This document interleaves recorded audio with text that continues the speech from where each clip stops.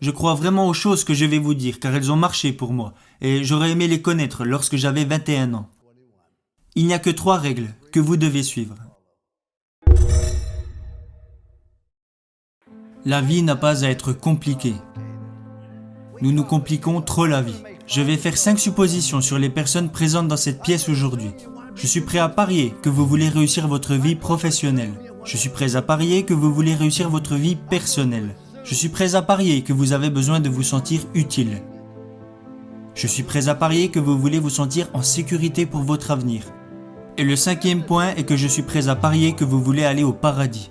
Je vais maintenant vous donner un plan simple pour réussir les 5, parce que vous n'avez pas besoin de sacrifier votre vie religieuse ou votre vie personnelle pour réussir professionnellement. Tout est lié et ce n'est pas compliqué. J'ai toujours essayé de ne jamais me compliquer la vie. Vous rendez-vous compte qu'un arc-en-ciel comporte seulement 7 couleurs ? Seulement 7. Regardez ce que Michel-Ange a réussi à faire avec ces 7 couleurs.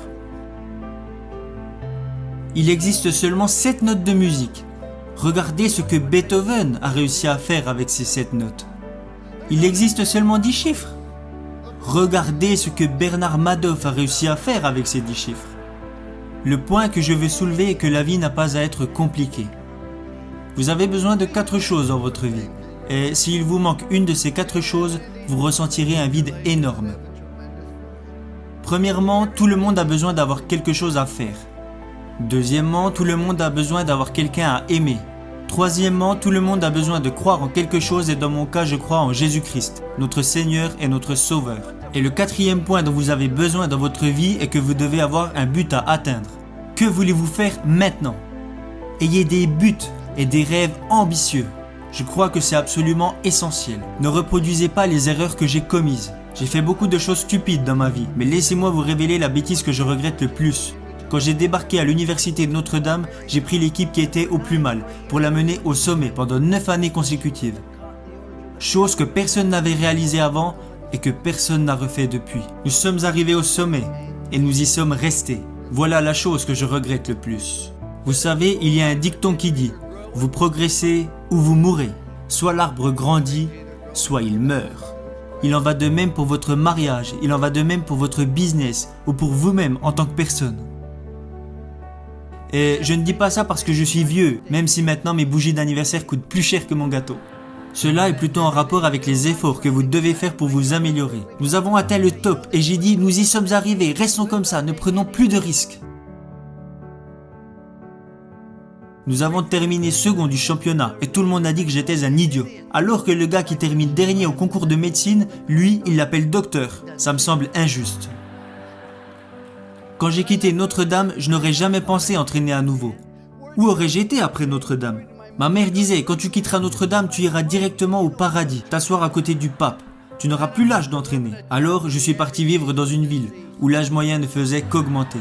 Et là, ce que j'y ai découvert est que je n'étais pas fatigué d'entraîner. Vous devez avoir un but, un rêve à atteindre. Et même si vous avez déjà accompli de grandes choses, qu'en est-il à présent ? Je vais vous dévoiler un plan simple pour réussir les 5 hypothèses que j'ai faites au début de ce discours. Je crois vraiment aux choses que je vais vous dire car elles ont marché pour moi et j'aurais aimé les connaître lorsque j'avais 21 ans. Il n'y a que 3 règles que vous devez suivre. Règle numéro 1, faites ce qui est bien. Faites le bien, évitez le mal et si vous avez un doute, regardez dans la Bible. Je ne crois pas que c'est bien de retrouver le portefeuille d'un coéquipier avant même qu'il l'ait perdu. Ça s'appelle du vol, mon garçon. Je l'ai trouvé, oui, mais il ne l'avait pas encore perdu. Faites ce qui est bien. Il n'y a jamais de bon moment pour faire de mauvaises choses. Et il n'y a jamais de mauvais moment pour faire de bonnes choses. Faites le bien et soyez honnête avec vous-même. Jeunes gens, profitez de la vie, amusez-vous. Vous allez avoir des problèmes, vous allez rencontrer des difficultés. Ça fait partie de la vie. Ce n'est pas parce que vous êtes diplômé que vous n'aurez pas de problème. Et ne racontez pas vos problèmes à tout le monde. Savez-vous que 90% des personnes n'en ont rien à faire ? Et les 10 autres pourcents sont contents que vous les ayez, alors vous feriez mieux de les garder pour vous. Vous allez avoir des problèmes, alors amusez-vous dans tout ce que vous faites. Et si vous aimez vraiment ce que vous faites, les gens prendront du plaisir à être à vos côtés. À chaque fois que je me réveillais les jours de match, je me disais « Aujourd'hui sera une journée incroyable ». Et je le pensais vraiment, car si vous aimez vraiment ce que vous faites, les gens prendront du plaisir à être à vos côtés.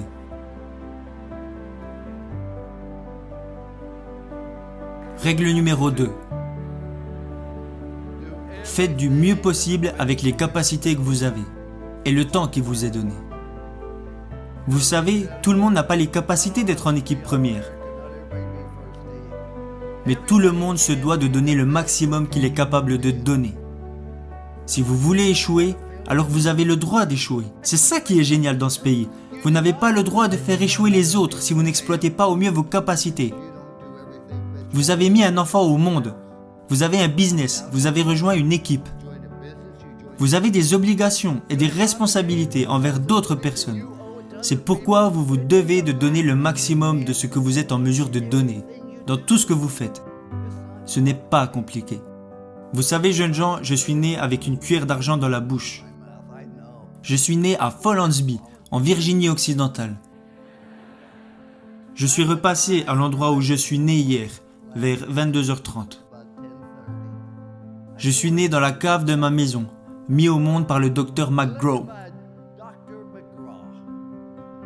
Nous n'avions qu'un lit pour moi, ma sœur et mes parents. Nous avions une demi-baignoire et une petite cuisine. Et nous avons vécu dans cette maison pendant plus de 7 ans. Il n'y avait pas d'aide sociale à l'époque, nous n'avions pas de coupons alimentaires et nous n'avions pas d'argent de côté. Mais j'ai toujours eu assez à manger, parce qu'à chaque fois que je voulais me resservir, mon père me disait « Non, tu en as déjà eu assez ». Mais la raison pour laquelle je dis que je suis né avec une cuillère d'argent dans la bouche, mon père avait arrêté l'école en CM1, voilà toute l'éducation qu'il avait. Alors pourquoi je vous dis que je suis né avec une cuillère d'argent dans la bouche ?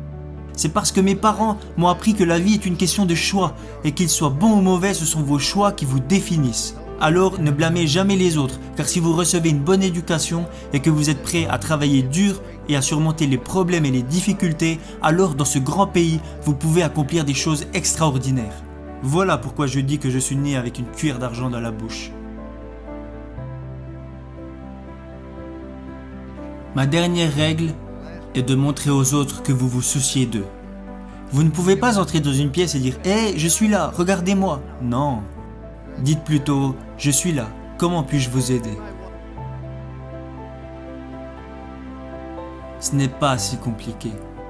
Souciez-vous sincèrement des autres, car vous pouvez impacter la vie de chaque personne que vous rencontrez par un sourire, un mot gentil ou un encouragement. Parce que vous voyez, quand vous faites de bonnes choses, les gens seront toujours plus à même de vous faire confiance. Ma femme et moi, nous sommes mariés car nous avons trouvé cette confiance en nous, et nous ne l'avons jamais perdue. Le seul moyen de vous faire confiance est de faire des choses bien. C'est ce que Dieu veut que nous fassions. Faites de bonnes choses. Le second point est de faire le maximum avec les capacités que vous avez, parce que quand les gens apprendront que vous vous êtes engagé à viser l'excellence, ils auront envie de vous suivre. Aidez les autres et souciez-vous d'eux. Parce que beaucoup d'entre vous vont avoir du succès et gagner beaucoup d'argent. Mais quand vous mourrez à la fin, à quoi vous servira-t-il ? Mais heureusement, beaucoup d'entre vous vont plutôt choisir de devenir signifiants. Être signifiant, c'est quand vous aidez les autres personnes à réussir. N'est-ce pas là vraiment le but de la vie ?